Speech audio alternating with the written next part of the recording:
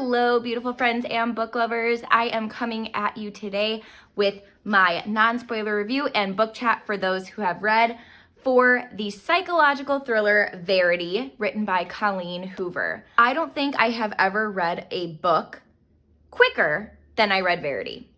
I started this book at like 1 p.m. on a Tuesday and was so hooked, and by like 3 p.m. on Wednesday, I was done with it, which is like super quick for me. I'm usually like a 3, 4, 5 day per book kind of gal, but this is so good that I literally just could not put it down. So let's go ahead and chat about what Verity is about. So the premise of this story is we are following a main character named Lowen, and Lowen is an author. And she's not an author that likes to go to a bunch of publicity things. She likes to kind of just keep to herself. And she's really tight on money, and all of a sudden this deal falls into her hands where another famous author named Verity has fallen under some unfortunate circumstances, and she cannot finish this book series that is very famous of hers, and she has 3 novels left in the series. So the publisher and, her team come to Lowen and her manager and say, hey, listen, we want you to come on as a co-author, and we want you to finish this series since Verity cannot, and you're gonna get a lot of money in return. Verity's novels are very dark. From what I understood, they're supposed to be like darker thrillers. And in order to get inside the mind of Verity, Lowen is offered from Verity's husband. Hold on, I'm reading 2 books right now. Is it Jackson or Jeremy? I want to say it's Jeremy. It is Jeremy. Jeremy, Verity's husband, says, you know what, just come live at our house and you can work in Verity's office, where I'm sure she has like manuscripts and things of the book lying around. And then that way you can get a better sense of her writing, and you can finish the books with ease. So Lowen's really uncomfortable with the idea at first, but in the end, she's like, you know what? Verity's an amazing author. I have a huge burden on my shoulders finishing these 3 books. I need to do it well, so I'll go live there. And while she is staying there and, starts to poke around Verity's office, she finds some very evil secrets and happenings and things. That is happening is even a word? I don't know. While Lowen is poking around Verity's office, she starts to find some very dark and evil secrets that honestly, as a reader, will churn your stomach. They're gonna leave you breathless. And oh my gosh, this book is nail biting to the T. This is a dark and twisted story that I literally read in like a little over 24 hours, like I just told you guys. It is so good. I saw this all over Instagram. My book Instagram is at Heather's Book Review. Where there, from all of the lovelies that I see on there, I'm always getting book recommendations. And I saw Verity everywhere. I believe it's either 2018 or 2019 copyright. So I think it made a lot of people's top books of 2019 last year. And I think maybe that's where I first saw it. And I just needed to get it. And honestly, you guys, I'm so happy that I did, because it is probably the darkest book I've ever read, but it was such a good read, and I needed to know what was going on. I'm gonna go ahead and tell you what I'm rating the book on Goodreads and both my own personal rating. So for Goodreads, I'm going to give this book a 5 out of 5. It was super dark and twisted. I loved the setting of this remote house, and Verity's office that Lowen gets to work in is supposed to be just like massive and lined with books, and a huge desk that runs from like wall to the other part of the wall of the room, which I just like, those vivid details helped me feel like I was there actually experiencing this like traumatic story. So I really liked that. It was so fast paced, which if you're new to my channel, I love fast paced books.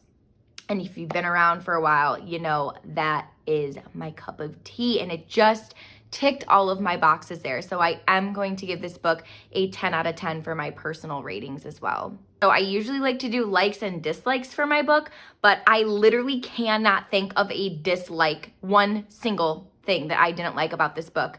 I will go ahead and give a warning though that it is very dark.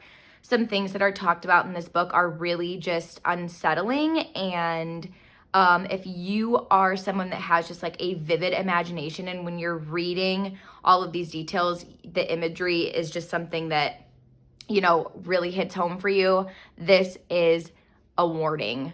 My warning, letting you know this book is a whole just I don't even know. It's got a ton of stuff in it. So which can be a little upsetting to read at times, but that is not a dislike for me. Like, it just, you know, I went into it knowing that this book was pretty dark, and holy smokes.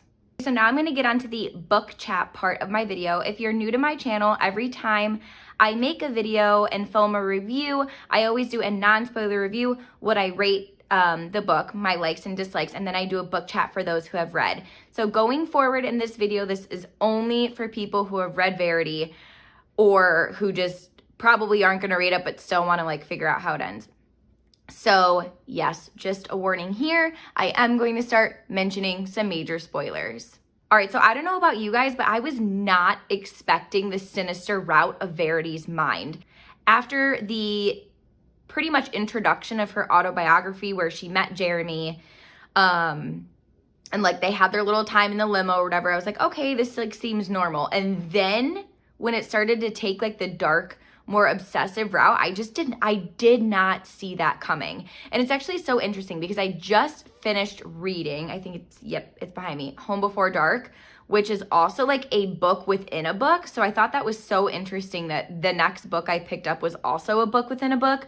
But I'm actually finding that I really enjoy that, because it makes me think like, what's going to happen, you know, what in this book particularly, I was like, what is going to happen furthermore in her dark and sinister autobiography. There were just some scenes in this book that I could not get out of my head. I felt so sorry for her daughter, Harper. I know that it ended up all being fictional, and I had never even heard of, what is it, antagonistic journaling? Yeah, antagonistic journaling. I had never even heard of that before. And I thought that was like a phenomenal twist. But on the flip side, which I think this is more so like, I know Jeremy never knew the truth at the end because they ended up killing Verity before he could read the letter or whatever. But I think the fact that Verity even could come up with these like dark, sinister, and evil thoughts is just like so alarming in itself. And I get it. She's an author. She's an amazing author. She, you know, she writes darker books anyways. But I think, I mean, put yourself in Jeremy's shoes for a second. Like, you read something that's literally labeled autobiography, all of these dark and sinister thoughts, and then you're like, holy cow, who did I marry? So the reason that I love thrillers, and it's my favorite genre, and most of the books that I review here on my channel are thrillers, is because I love to plan out the ending of a book, and I love even more when I'm wrong. And that's exactly how Verity was for me. I was thinking the book could go 3 different routes. One, it could be that Jeremy was really crazy and he like poisoned or harmed Verity, and he was the one that killed the kids, and now he was going to do that to Lowen. So that was like one route I was thinking. Another was that Verity was indeed faking everything, and she just wanted to see if like Jeremy would cheat on her or something, and she was going to do something horrific to Lowen, which, you know, part of it was right with Verity faking, but like I said a couple minutes ago, I had no idea that antagonistic journaling was even a thing, and obviously if I don't know it exists, I can't predict it. The third prediction for the ending was that Lowen was actually crazy. I love that Colleen Hoover gave us that little aspect of Lowen being a sleepwalker and, you know, having that broken and like bloodied wrist or whatever, leads you to speculate, well, maybe Lowen's crazy. You know, maybe she's not getting enough sleep, and, you know, maybe she's taking too much of her Valium or whatever she was taking this book. I think it was that.